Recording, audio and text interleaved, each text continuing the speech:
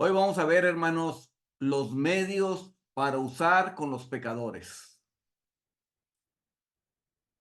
Hablamos sobre, dice el texto, vosotros sois mis testigos, dice Jehová, y mi siervo que yo escogí. Isaías 43:10.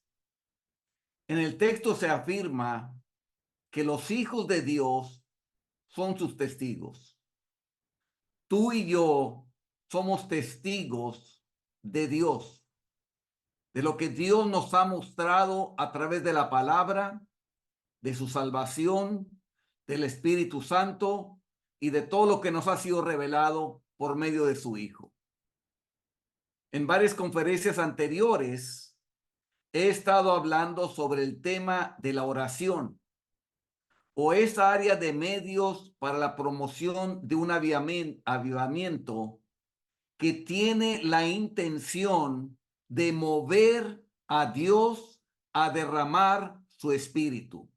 Eso es lo que queríamos saber y eso era muy importante y es algo que no se debe dejar de hacer, de estar orando para mover a Dios para derramar su espíritu. Pero ese es solamente uno de los medios.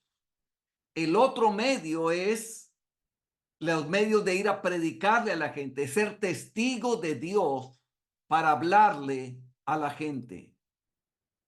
Ahora voy a comenzar en otra área.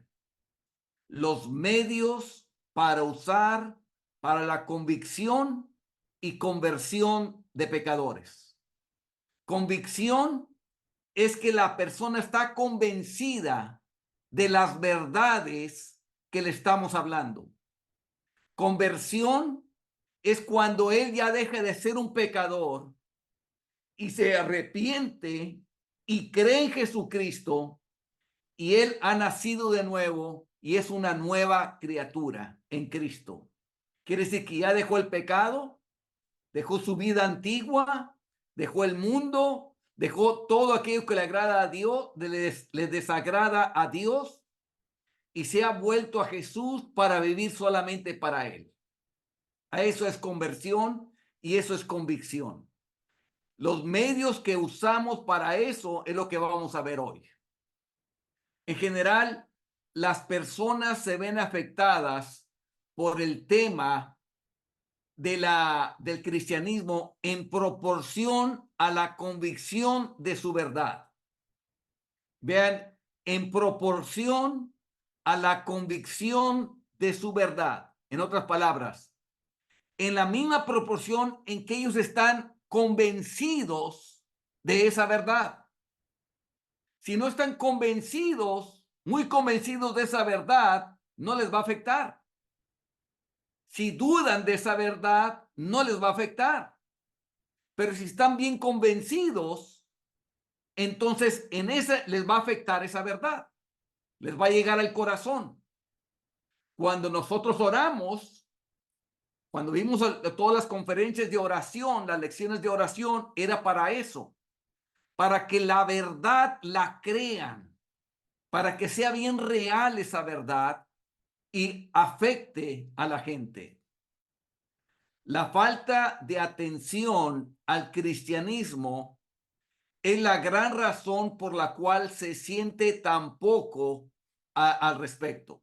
O sea, por la cual la gente no le presta atención, porque no se pone atención al cristianismo y esa es la razón por la cual no llega el mensaje a ellos. ¿Cuáles son los medios para usar para la convicción y conversión de pecadores? Ningún ser puede mirar las grandes verdades del cristianismo como verdades y no sentirse profundamente afectado por ellas.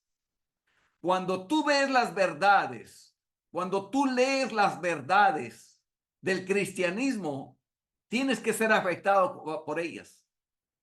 La gente trata de desestimarlas, trata de dudar de ellas, trata de pensar otra cosa, porque si las recibe como verdades, como tal, va a ser afectado. El diablo no puede hacerlo. El diablo conoce la verdad y dice la Biblia, él cree y tiembla. Es afectado por la verdad. Es afectado, dice la palabra de Dios, que el mismo diablo cree y tiembla. Cree en las verdades y tiembla, porque sabe lo que se va a significar para él. Los ángeles en el cielo sienten al ver estas cosas. Cuando ven a Jesucristo, no pueden otra cosa más que decir santo, santo, santo, Señor Dios Todopoderoso. Son afectados. Inmediatamente los lleva a la alabanza. Porque ver la verdad, Jesús en la verdad, los toca, los hace que sientan. Dios mismo se siente afectado con las verdades. Dios mismo es afectado con todas las verdades del cristianismo. Una convicción intelectual de la verdad siempre va acompañada de algún tipo de emoción. O sea, cuando alguien está convencido en su mente de la verdad, siempre lo va a acompañar alguna emoción. Va a sentir algo.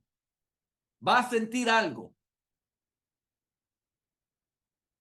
Uno de los grandes planes de Dios al dejar a los cristianos en el mundo después de su conversión es que sean testigos para Dios. Lo voy a volver a repetir. Uno de los grandes planes de Dios al dejar a los cristianos en el mundo después de su conversión es que sean testigos para Dios.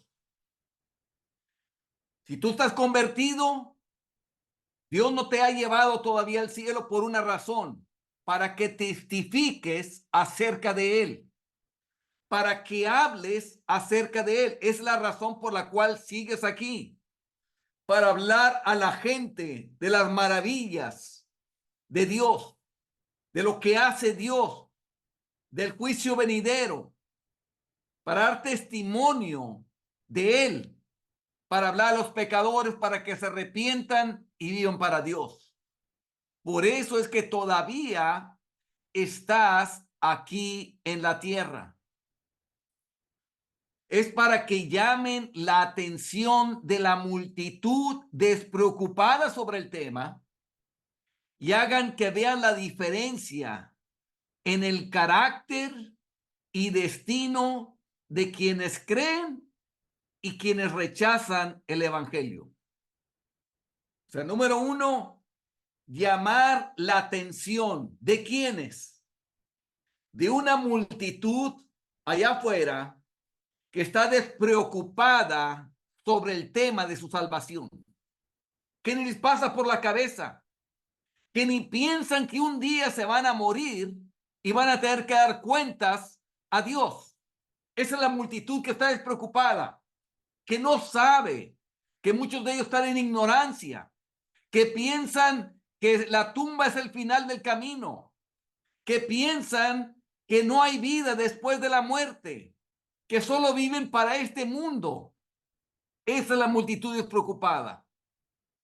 Que ellos alcancen, que vean la diferencia en el carácter. El carácter es la conducta de las personas que creen y se van a ir al cielo en oposición a la conducta de aquellos que no creen, sino que rechazan el evangelio. Y no solamente el carácter, el destino de quienes creen al evangelio y de quienes rechazan el evangelio. Y ahí está la gran verdad que se tiene que enfatizar. Y eso lo vamos a ir viendo más adelante. Pero esa es nuestra labor. Llamar la atención de la multitud despreocupada sobre el tema de la salvación y que hagan y que vean la diferencia en el carácter y el destino de quienes creen y quienes rechazan el evangelio. Esta falta de atención es la gran dificultad para promover el cristianismo. O sea, porque la gente no ha puesto atención en qué pasará después de la muerte. Por eso es que no se ha promovido el cristianismo. Por eso es el obstáculo que hay para que la gente se salve. Nosotros, tú y yo, estamos encargados de llamar la atención del pecador a estas grandes verdades. Y lo que hace el Espíritu de Dios es despertar la atención de los hombres sobre el tema de su pecado y el plan de salvación, que es lo que vimos en la oración. Cuando nos ponemos a orar, estamos pidiendo que el Espíritu de Dios empiece a despertar la atención de los hombres sobre el tema de su pecado, cómo están delante de Dios y de la salvación. Pero ahí no queda todo. Jesucristo mandó que fuéramos a predicar. Por eso tenemos que ir nosotros. Se nos da el privilegio de ir a hablar y predicar la palabra de Dios. Cosas que los ángeles solamente anhelan hacer. Lo ven. Pero a nosotros, a ti y a mí, nos es dado ese privilegio. A veces se han utilizado milagros para llamar la atención de los pecadores. En el tiempo de Jesús, Jesús hacía muchos milagros y eso atraía la atención de los pecadores. De esta manera, los milagros pueden convertirse en instrumentos de conversión. El milagro llegaba a ser un punto de atracción hacia Jesús y se convertía en un instrumento para que los pecadores se convirtiesen. Aunque la conversión en sí misma no es un milagro, ni los milagros en sí mismos convierten a nadie. Aquí es muy claro decir eso. La conversión no es un milagro y los milagros no convierten a nadie. El que alguien vea el milagro no asegura que la persona se vaya a convertir. Pueden ser el medio para despertar la atención, para que empiecen a buscar a Dios. Sin embargo, los milagros no siempre son efectivos incluso en eso. O sea, a veces, ni viendo el milagro, la gente se arrepiente y se convierte. ¿Se acuerdan en Capernaum que Jesús tuvo que regresar, donde había hecho muchos de sus milagros? No se habían arrepentido. Ni aun viendo el milagro, se arrepintieron. Y si se continúan los milagros o se hacen comunes, pronto perderían su poder. Yo, por ejemplo, veo que cuando el pueblo de Israel vio el gran milagro de abrir el mar y tener por paredes las aguas y pasar ellos en seco y después ver hacia atrás y ver que como todo un ejército se hundía en medio del mar y morían ahogados. Con ese milagro hubieras tenido para que todos creyeran en él. Y no fue así. A los 3 días ya se les había olvidado ese milagro. Y ya estaban murmurando que porque no tenían agua, porque las aguas estaban amargas. Vean qué tan poco poder tiene el milagro. Se hace y luego se olvida. Y luego se cuestiona. Y luego se duda de él. ¿Habrá realmente pasado eso o no?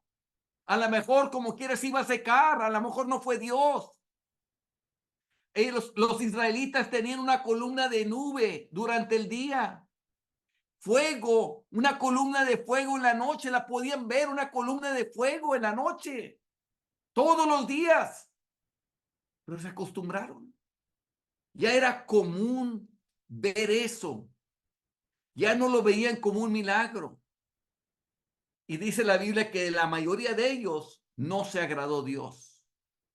Solamente 2 personas de todos ellos se convirtieron: Josué y Caleb. Y eso que eran continuos milagros. El maná que les daba Dios todos los días. La comida que les traía. Las aves que les traía para que comieran. Todo eso así hizo Dios. Y no tuvo mucho efecto. Porque el milagro es de corto poder.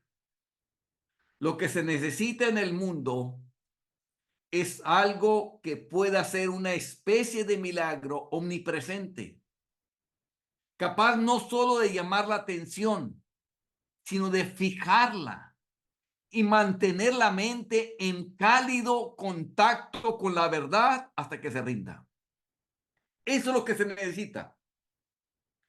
Que la mente esté en contacto con la verdad como en todo tiempo, hasta que ya no pueda más y se rinda. Y por fin crea a la verdad. Un hermano me compartió a mí, años después, yo fui a predicar a un lugar allá en la Ciudad de México y él me escuchó predicar. Era la primera vez que me escuchaba él predicar. Y ya no me volvió a ver, ya no lo volví a ver yo, ni él me volvió a escuchar a mí. Pero él me dice que después de ese mensaje que yo prediqué, por 4 años, el mensaje le daba vueltas y vueltas y vueltas y vueltas en su mente. Constantemente estaba él con ese mensaje dándole vueltas y él resistiendo la obra del Espíritu Santo que lo quería hacer que se rindiera a la verdad, hasta que por fin se rindió, se convirtió y se salvó. Eso es lo que uno busca con la oración y con el mensaje que uno predica, que lo mantenga fijo en la mente, en contacto con la verdad, hasta que se rinda a esa verdad. Por lo tanto, podemos ver por qué Dios ha dispersado a sus hijos por todas partes, en familias y entre las naciones. Ahorita ya entiendes por qué habemos hermanos por donde quiera. Porque si estamos por donde quiera, ahí es donde debemos estar predicando. Nunca permitiría que estuvieran todos juntos en un solo lugar, por agradable que pudiera ser para sus sentimientos.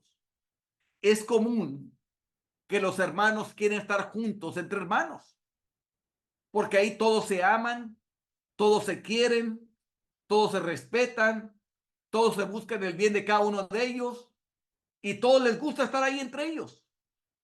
Sin embargo, Dios nunca va a permitir eso. Él decía que estén dispersos. ¿Para qué? Para que les lleven el evangelio a otras personas. Cuando la iglesia de Jerusalén se amontonaba, descuidando salir como Cristo había mandado para difundir el evangelio por todo el mundo, Dios permitió una persecución sobre ellos y lo dispersó. Porque Jesús fue claro. Ahí en Hechos capítulo 1, verso 8 les dijo: y recibiréis poder cuando haya venido sobre vosotros el Espíritu Santo. Y me seréis testigos en Jerusalén, en Judea, en Samaria y hasta lo último de la tierra. O sea, que se fueran expandiendo. Pero ellos se acomodaron, estaban muy a gusto, estaban entre los hermanos en Jerusalén y se olvidaron de ir por todo el mundo a predicar el evangelio. Fue cuando entonces Dios permitió una persecución sobre la iglesia y ellos salieron de ahí a predicar. En aquel día hubo una gran persecución contra la iglesia que estaba en Jerusalén y todos fueron esparcidos por las tierras de Judea y de Samaria. Esa es la razón, para que llevaran el evangelio a todos los otros lugares y llegó hasta lo último de la tierra. Hoy veremos a qué puntos particulares los cristianos deben testificar por Dios. ¿Cuáles son los puntos en particular que los cristianos deben testificar por Dios? La manera en que deben de testificar. ¿Cuál es la manera en que se debe testificar? Vamos a ver primeramente a qué puntos se les requiere testificar a los hijos de Dios. Generalmente ellos testifican la verdad de la Biblia, las verdades que están en la Biblia. El cristiano experimentado no necesita más pruebas externas para convencerse de la verdad de la Biblia, así como no necesita probar su propia existencia. Así como él sabe que él existe, así también le cree a la Biblia. Todo el plan de salvación está tan completamente establecido en su convicción que tratar de hacerle razonar fuera de su creencia en la Biblia sería algo tan imposible como hacerle razonar fuera de su propia existencia. Muchos quieren poner en duda la palabra de Dios. Tratan de sacar mil cosas, de que está llena de contradicciones, de muchas cosas. Yo me he encontrado muchas gentes y siempre que me preguntan que está llena de contradicciones, le dije, muéstrame una. Y siempre cuando les pido las pruebas, fallan en entregarlas, porque solamente repiten lo que oyen o simplemente no han estudiado la Biblia para saber que no existe la contradicción, sino más que todo la Biblia se suplementa o se complementa, no se contradice. Sin embargo, para muchos esto no es suficiente.